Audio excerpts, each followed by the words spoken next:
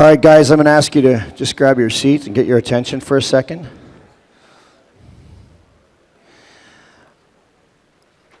My name is Kelly Chase. Again, most of you, or all of you, were here last night, and I'm pleased to be back as your sort of director of traffic today a little bit. And they've asked me to say a few words prior to each of our presenters today.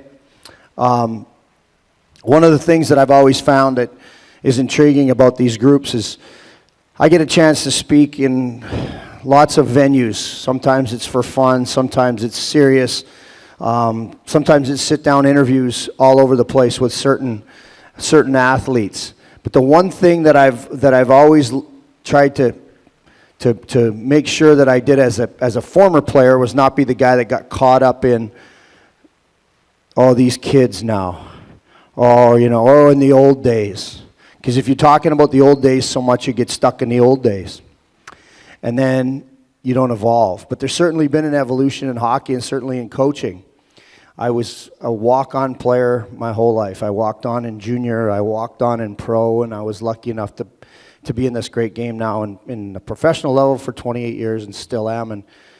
And certainly had, I was one of those kids that was in the right place at the right time at times, but I also believe that I think sometimes when preparation meets opportunity, and you're ready for it, you can do some things that work out for you. I had a coach in junior whose philosophy was that, we had to make sure that, it was team first, and he used to say, I'd say, well, I thought, because I thought I had an answer. He'd say, Chase, don't think you're going to hold the frickin' team back. Probably true. But he used to have this thing that he would say he wanted to win. Because I want to win. You need to be more like me. I want to win. You give me 20 Wendell Clarks or Kevin Kaminskis and I'll beat you at anything. Ping pong, racquetball. He'd come in and do his rant. I go fishing with my daughter. She catches the first fish. I cut her freaking line. I want to catch the first fish. And then I had Brett Hall. I roomed with Brett for 9 years. I should write a book. I wouldn't be up here talking. I'd be retired in the Bahamas or something. Brett used to have his own philosophies on things. Little bit of edge to him. First time I really saw anybody have an opinion to a coach quite as strong as he had. I remember being in LA the year he scored 72 goals, pardon me. And the year he scored 86, he had no empty netters and no shorthanded goals. So if you think about that, I think Wayne, the year he had 92, had 13 empty netters and 9 shorthanded goals. Brett Hall had none and none. And the philosophy is that he couldn't check. Well, Scotty Bowman pulled him in after his first year in Detroit and said, Barry Smith says you can't kill penalties. Brett, what are you talking about? Now, Barry Smith hadn't said anything like that, but Scotty was trying to get in Brett's kitchen. You can't play defense. Made him into an unbelievable penalty killer. And, of course, I think Brett's first empty net goal may have been his 500th or around that time, 400th or something like that. Crazy, something crazy. But because of Brian Sutter didn't feel like he could check. He should be out on the ice at the end of a game. So we're playing in LA one night, and Brian, we're up 2-1, and Brett's sitting, and he's sitting, and he's sitting, and he's getting frustrated, and they tie it up 2-2 with about 1 minute and 10 seconds left in the game, and Brett just jumps over the boards. And Brian's yelling at him, "Get back here! Hully, get back here! Richie, Basson, Lowry, get on the ice." So Richie Sutter goes over to the right wing and he tries to get Brett off the ice. And Brett's not having any of it. He's got his back to the bench and he's not coming off.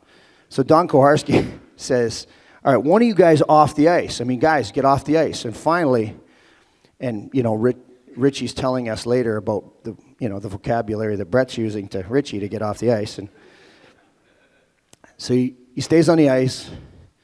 And he makes a couple loops around in our own end when the puck drops, and he's just kind of doing circles, and Cujo's got to make about 5 nice saves. And the puck comes out on the left wing behind the defenseman, and Brett is of course, cheating a little. He grabs it, and he goes down the left wall, and Doug Bodger's playing D, and he doesn't know whether he should turn forwards or keep skating, or turn backwards or keep skating forwards.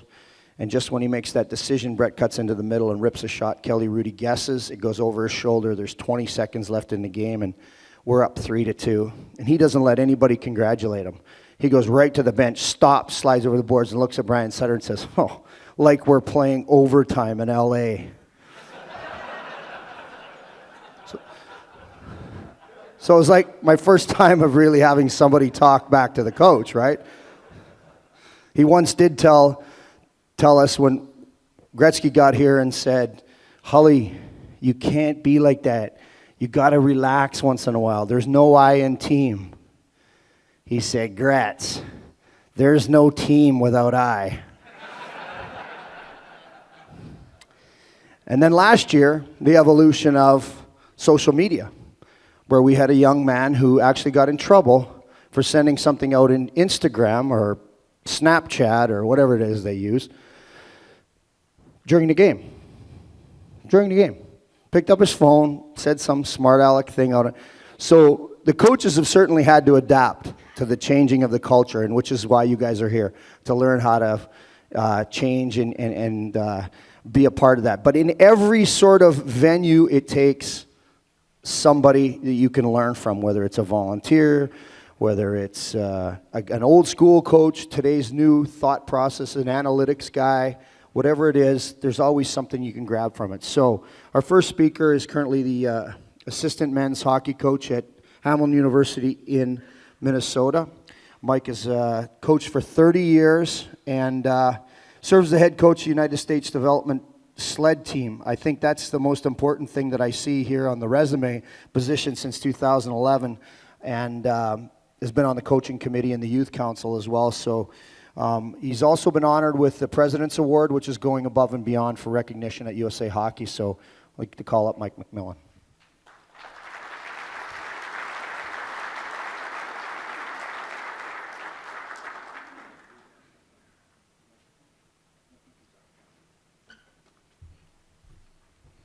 Good morning. How's everyone doing? Great. Kelly, thank you for being here. Thank you for emceeing and making it so fun to be a part of the game. In my role as a national coach-in-chief, I have to say some thank yous and do all the pleasantries. But on behalf of everyone in coaching, who I get the honor to represent, thank you for being here. You're one of about 5,000 to 6,000 individuals that have taken the time to make yourself better coaches, engage yourself in the game, and become better by attending our National Coaches Symposium that started in Bloomington, Minnesota a number of years ago. So thank you. And the players that you have will thank you, and the parents that you work with will thank you. And we certainly do thank you at USA Hockey, and the coaching program does as well. A huge thank you to St. Louis, the St. Louis Blues, the Community Central District, the Missouri affiliate, everyone involved in bringing the event here. For me, being a Minnesota guy, this is unbelievably special, because even though I'm from there, I'm a USA Hockey guy. And one of my mentors, and I got to actually call him a friend, Herb Brooks, a lot of people believed he really was just a Minnesota guy, but there was a part in the movie that's actually true, where he asked the players, where are you from? And when they all came together, it was really about USA Hockey. And one of the things he taught me in individual conversations at a bar a couple different times was, for him, it really was bigger than Minnesota. It really was about USA Hockey. And I think a testament to that is when he came back as the Olympic coach and really drove that point home and how important it was to expand our game across this great country. And we've done that with a lot of people's help. And the St. Louis Blues and the NHL and everybody involved has really, really helped us grow our game to be a world power as we are today. But I firmly believe we're a world power because of you as coaches. I'm involved in player development, a lot of different levels, have been for years. And one of the things that I always come home and talk about is, player development is really sitting in front of me. Your player development. We have player development camps, we have all these coaches, we have ADM, we have all that stuff going on, the CEP. But the reality is player development happens where you are and when you're in the rink. And don't take that responsibility lightly. Your impact is unbelievable to our game. And coaches are so important. So please remember that. But when you do events like this, there's also a lot of other individuals that are super important. One of them, you'll hear him tomorrow, but the individual that really drove in putting this together, Mark Tabram, the director of the coaching program, is in the back. Mark, please say hi, back corner. So if you guys get an opportunity, thank him, thank his staff, Allison Rains, Dan Brennan, and Matt Cunningham. They just busted their butts to put this event together for you guys, and worked really hard to do it and make it a class event to celebrate coaching and celebrate you in our country. USA Hockey's made a lot of changes over the years. I've been involved since 89, something like that, with USA Hockey, and I've kind of watched some of watched all the evolution of it. And today we're probably stronger than ever. And we do compete. It's like a locker room. It's like a team. I mean, everybody kind of strives to be number one, if it be marketing, if it be ADM, if it be CEP, if it be growth and development. Everybody kind of gets after it a little bit, which is, I don't know about you guys, but I think you want your players to compete with each other a little bit too on the ice. Makes your team better. And USA Hockey's really done that. And we've done that with some strong leadership, and a lot of them are here today. But I know that competition and that drive has made us all better. And the CEP, we've hopefully made your jobs better so you can do a better job developing players. We've instituted a newsletter, new curriculums, the new app, modules. All of our materials have been updated. So we're trying to be a resource to make your jobs a lot easier. And to do that, though, like I said, it's not just the CEP, it's a lot of people. So in the room, and you may not know that, and I want some of them to stand up. I'm not going to go by name, but if you're in one of these departments, stand up. And if you see somebody that has staff on their tag, please introduce yourself to them. Get to know USA Hockey, because we really are one. But here in this building with you are individuals from marketing, communications, the media department, growth and development, girls and women's hockey, and all the affiliates that support our game and support USA Hockey. So I think that's pretty special. And everybody's pulling on the same rope and making the game better in our country. And that's really, really important to me and real special. And it really helps all of us in the coaching world do a better job. The more support that we have from the leaders, the easier your job is with the parents and the players that you're coaching. And a couple things I want to talk about, and that is change. It's important to change. You can't be the same coach today. You can't be the coach today of how you were coached 15, 20 years ago. The game's changed. You need to change with it, and you need to have fun doing it.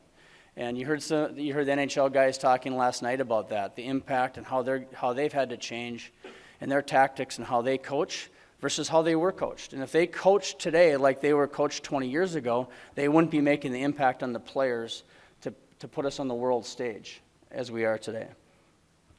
So finally, before I get off, impact. Your impact to the game is unbelievable. And I've learned that in this last year with two different pictures that you'll see up on. You heard that I went to Sturgis, right? That would be me on the far left with the headband on. But the important part about that picture, and Mark really didn't want me to put the picture up, but the picture is important to me for a reason. Not that I went to Sturgis, not that I ride a Harley to get away from hockey and my job. That's why I do it. But the reason that picture is important is because the individual standing on my right, that individual graduated in 1993 from New Ulm High School, where I was a coach. He played on a state tournament team with me. And I hadn't seen him in almost 15, 20 years. Last time I saw him, he was driving a UPS truck and knocked on my door. And, hey, Sean, how's it going? Nice to see you. Hadn't seen him in, I don't know, that was probably 10 years. And great coach. That was it, about a 3-minute conversation. Sean's gone through some transition the last 10 to 15 years. And about 3 months ago, I was on Facebook. You guys all do Facebook, right? Social media, it's really important. But it's important for me for a couple of reasons, but one of them, the most important, is him. I see on Facebook that he goes and buys a new Harley. It's actually he bought it from the same dealership that I wanted to buy it from, so he bought the bike that I wanted, and I couldn't afford it right now, but he did. So he puts it on Facebook, he's all excited, and he says he's going to Sturgis. And I see that on Facebook, and now I haven't talked to him since that time he was driving for UPS. So I messaged him, I said, hey, I'm going to Sturgis. You going to be out there? Maybe we can hook up. So he messages me back and says, yeah, Coach, I'm going to be there. And so you think you're going to have a pop at a bar, right, in Sturgis, and that's about it, and you make your merry way. I get a message from him saying, hey, the two buddies I have, their bikes broke down, they're not riding. Do you mind if I ride with you? We spent 2 days riding together and learning about him and his experiences with me as a coach back in 1993 and what he's been doing with his life since then. Well, he's had some bumps, divorce, treatment, a all that stuff that he went through. But felt comfortable with my relationship and him that he talked about that. I thought that was pretty cool. And he texted me just yesterday, matter of fact, I got off the bike on Tuesday night and came down here on Wednesday night. He texts me and says, hey, Coach, you talked to me about coaching and giving back a little bit. How about if you give me the name of the Elk River coach? I'd like to get in touch with him and maybe coach. He's now a school teacher working with EBD kids, emotionally disturbed kids in the school system and giving back. That's pretty cool. And that really drove it home for me because of the other pitcher. That individual's name is Dukes Knutson. He was my high school coach. He's like a lot of you in this room. He never played hockey. He was a manager at Duluth East High School, and he went on to probably be one of the best coaches. He was the best coach I ever had. He was my sophomore coach in high school. I'll never forget him at the Frozen Four this year when the coaching program was down in Tampa. I called him up. I said, hey, Coach, how about come to the games with me? Taves was nice enough. We got an extra ticket for him. He spent the weekend with us in Tampa. So those two pitchers this year were extremely important to me. One, because the individual that was a mentor to me and guided me, like you'll do to a lot of individuals. And I don't think you'll realize that impact that those individuals have on you, that you have on them, those players, until something maybe that happened to me this year with Sean, the guy on the left. So don't take what you do lightly. Have fun with it. Be a game changer, be a leader, but remember the impact you have. You're really in the room because of the Dukes Knutsons, who was just my JV coach in high school, but made a huge impact on me and hopefully helped me guide me a little bit to the position I'm in today as a national coach-in-chief. So please, when you leave here, take something, change, have fun, and make an impact when you leave to the players that you have the opportunity to coach and mentor. Thanks, and have a great clinic.